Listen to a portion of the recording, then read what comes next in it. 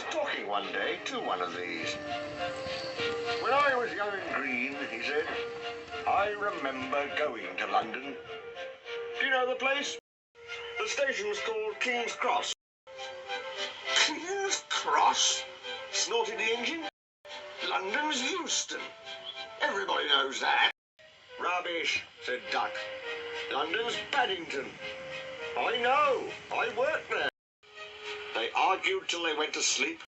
They argued when they woke up. They were still arguing when the other engine went away.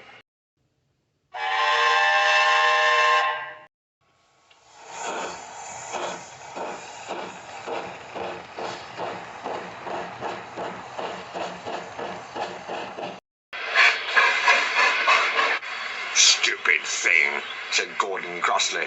I've no patience. Stupid yourself, said Duck. London's Paddington.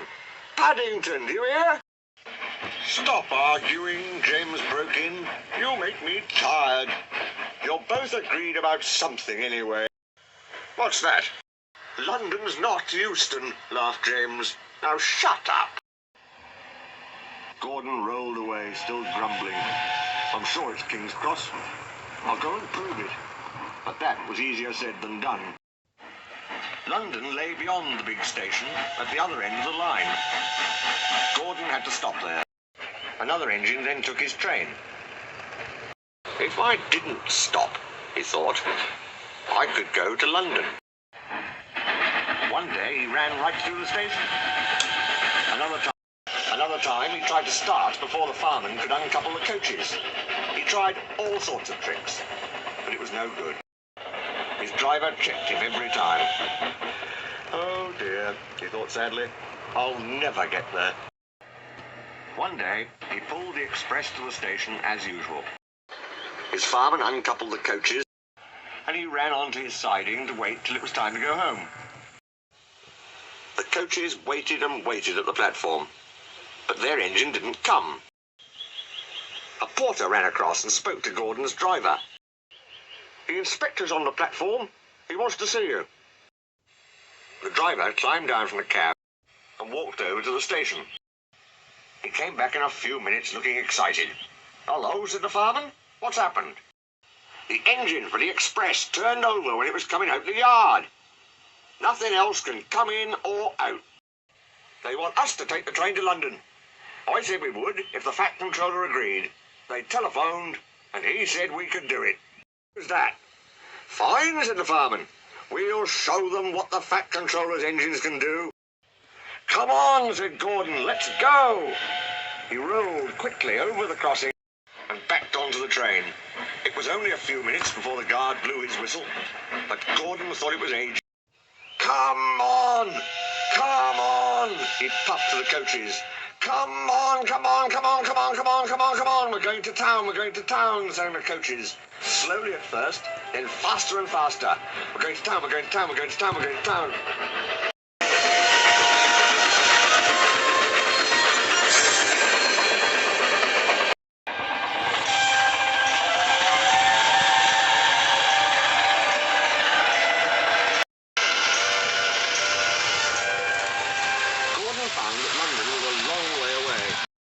Never mind, he said.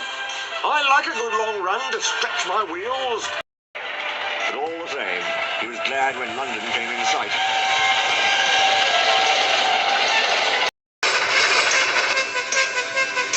The Fat Controller came into his office next morning. He looked at the letters on his desk. One had a London postmark. I wonder how Gordon is getting on, he said. The station master knocked and came in. He looked excited. Excuse me, sir, have you seen the news? Not yet, why? Oh, just look at this, sir. The Fat Controller took the newspaper. Good gracious me, he said. There's Gordon. Headlines, too. Famous engine at London station. Police called to control crowds. The Fat Controller read on, absorbed. Gordon returned next day. The Fat Controller spoke to his driver and fireman. I see you had a good welcome in London. We certainly did, sir. We signed autographs till our arms ached. And Gordon had his photograph taken from so many directions at once that he didn't know which way to look. Good, smiled the Fat Controller. I expect he enjoyed himself. Didn't you, Gordon? No, sir, I didn't. Why ever not? London's all wrong, answered Gordon sadly. They've changed it. It isn't King's Cross anymore. It's St. Pancras.